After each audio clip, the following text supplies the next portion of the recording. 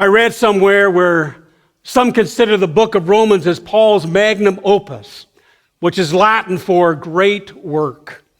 The term usually refers to some author or some artist's greatest or most important work.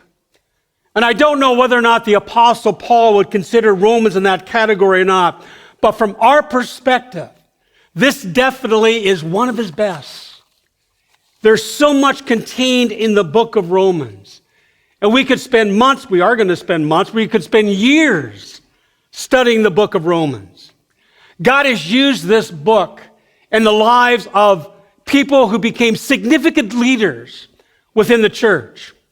Augustine was converted by reading just a few verses from chapter 13 of this book. Martin Luther came to an understanding of faith when he read the 16th verse of this chapter that I read just a moment ago. Luther, of course, Martin Luther ushered in the Protestant Reformation, which was the greatest awakening since the time of the apostles. John Bunyan, while he was a prisoner in Bedford jail, studied the book of Romans. It was kind of the basis, the motivation, if you would, that caused him to write Pilgrim's Progress. John Wesley, listening to one day to Luther's preface to the commentary on Romans, found his own heart, as he said, strangely warmed.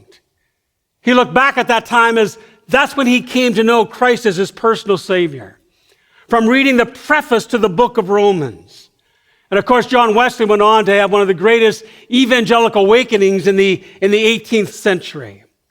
This is a book that God has used in so many people's lives, and it deserves our time, it deserves our attention.